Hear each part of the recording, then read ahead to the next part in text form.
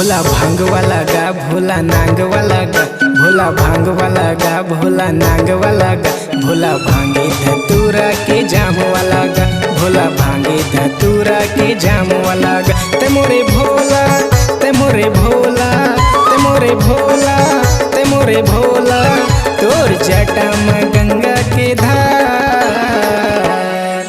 भोला भांग वाला गा भोला नांग वाला गा, भोला भांग वाला गा भोला नांग वाला गा, भोला भांग धतूरा के जाम वाला गा, भोला भांग धतूरा के जाम वाला गा। ते मोरे भोला ते मोरे भोला ते मोरे भोला ते मोरे भोला, तोर जटा में गंगा के धार। भोला भांग वाला गा भोला नांग वाला गा, भोला भांग वाला गा भोला नांग वाला गा।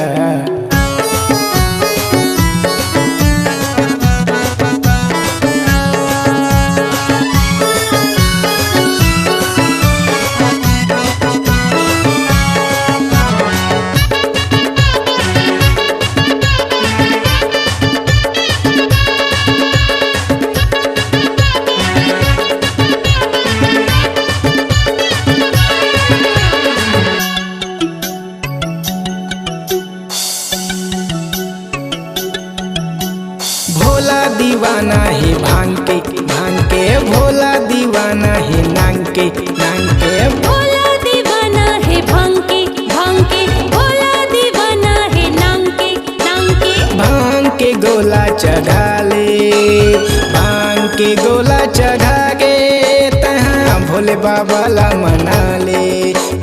भांग के गोला चढ़ा के तहाँ भोले बाबा ला मना ले। भोला भांग वाला गा भोला नांग वाला गा, भोला भांग वाला गा भोला नांग वाला गा। भोला भांग वाला गा भोला नांग वाला गा।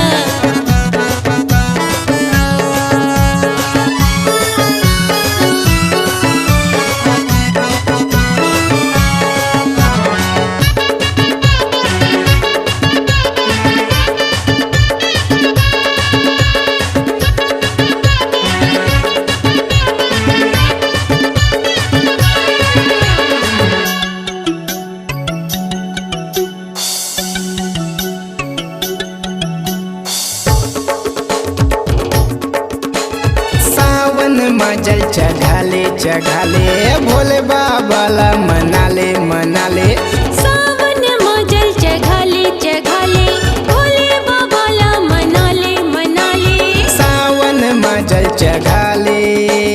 सावन मजल चढ़ा के तहाँ भोले बाबा ला मनाले। सावन मजल चढ़ा के तहाँ भोले बाबा ला मनाले।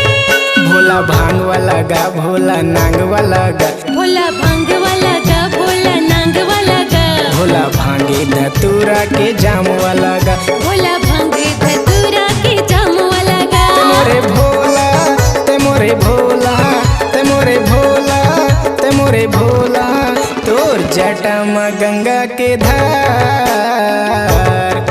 भोला भांग वाला गा भोला नांग वाला गा, भोला भांग वाला गा भोला नांग वाला गा, भोला भांगे धतूरा के जाम वाला गा, भोला भांग धतूरा के जाम वाला गा। ते मोरे भोला ते मोरे भोला ते मोरे भोला ते मोरे भोला।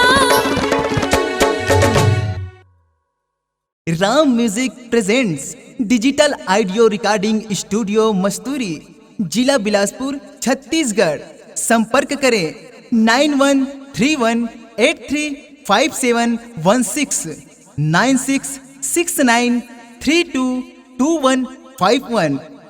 नए गाने एवं वीडियो देखने के लिए हमारे YouTube चैनल राम म्यूजिक को लाइक शेयर सब्सक्राइब और साथ में बेल आइकन को दबाना न भूले, ताकि हमारे नए वीडियो और गाने आप तक जल्द से जल्द पहुंचे।